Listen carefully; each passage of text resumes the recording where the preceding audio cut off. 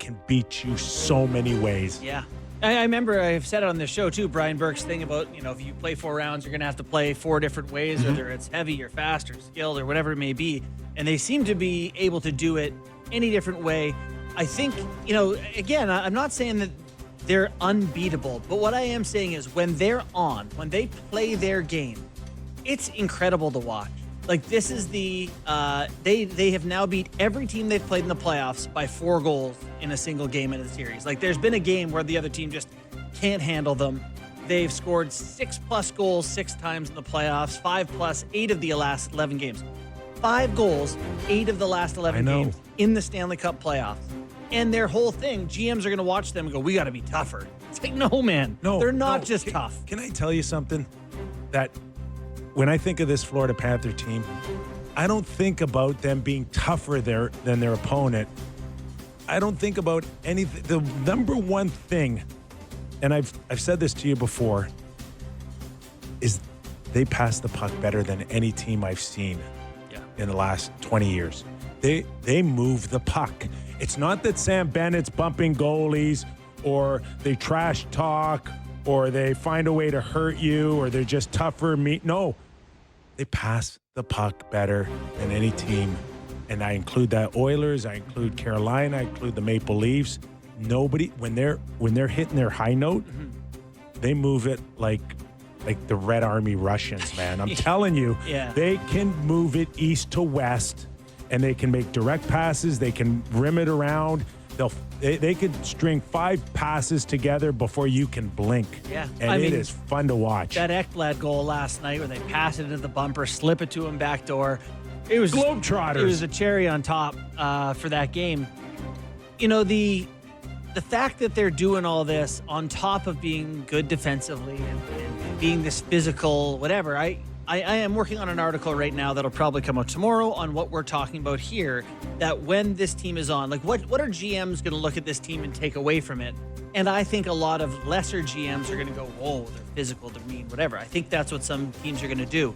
But their best players are 200 feet players. Barkov, Reinhart, these guys, Marchand, go through the list. They play the whole ice.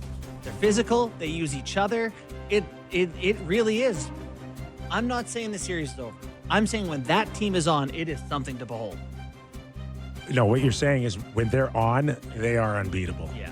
That's what you're saying. Last night made me feel a lot better about Game 7. The Leafs. Yeah. I'm like, they can do that to the Oilers too, eh? That's enjoyable. I enjoyed that. That makes, as a selfish Leaf fan, it made me feel a little bit better. Yeah.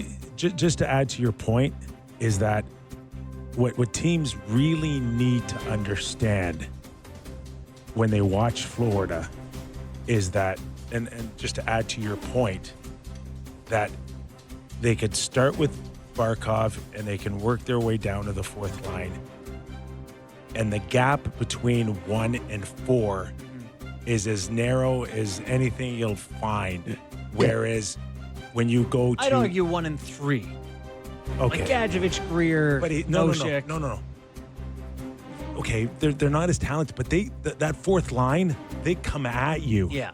Like it's relentless. Right. From 1 to 4, the forecheck, the time and space that they take away from you is relentless. It keeps coming.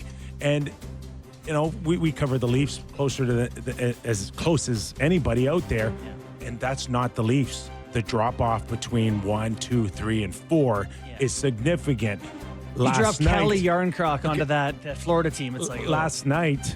Okay, you go through Oilers 1 to 4, and the drop off was significant by the time you got to Kapanen and Brown, and those guys can come back and play well again. Yep. But the gap between the lines last night for Edmonton and the drop off of energy and pushback and all of it, night and day compared to Florida.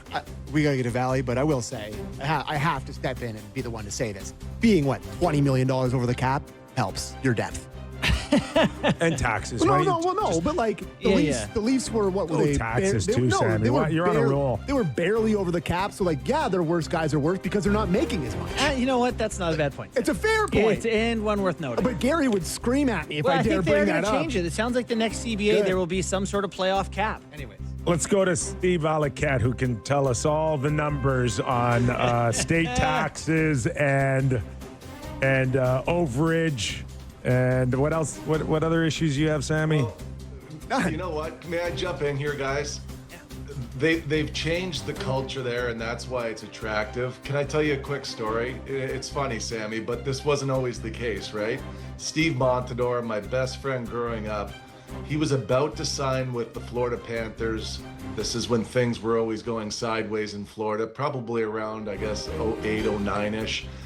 And he turned down a really nice deal. It was something like $3 million times 3 years, and he was going to go to free agency. He went mountain biking in British Columbia, went into a tree, fractured his arm, and then called his agent, hey, we'll take that contract. So, like, I remember Monty saying to me, like, dude, I hated it there. Not that I didn't like Florida, but it didn't feel like hockey. They didn't have a culture at that time. They didn't have anything that was going to get you excited about having an opportunity to win like they do now. So, Sammy, the other side of the conversation is they've created a very desirable place to play hockey and at the highest level. I fully understand that, but they are $20 million over the cap. So like, that helps. That helps. Two Valley, things can be true. the number one question going into the series next game is who the Edmonton Oilers should start net. But before we go there, just give us your evaluation so far of Bobrovsky versus Skinner, because we know that last year, Game 7, it was just Bobrovsky being that one save better. I could still see the game-winning goal that Reinhart scored last year that I didn't like. But are the Oilers getting out-goalied again in this series? Yeah, And you know what it did is? Did they Kipper? gamble? Did they gamble of going back to Skinner again?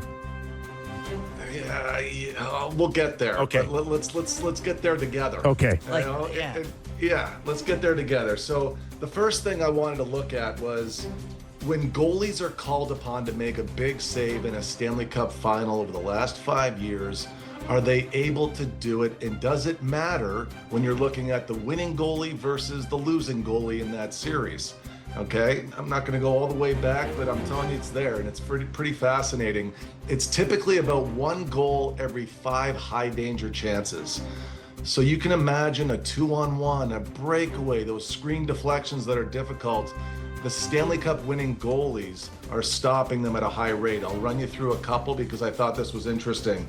Bobrovsky, the year they lost 3 years ago to Vegas, he was giving up 1 goal every 2.3 high danger chances in the final, in the same series that Adin Hill was only allowing 1 goal every 5. So that was the real separate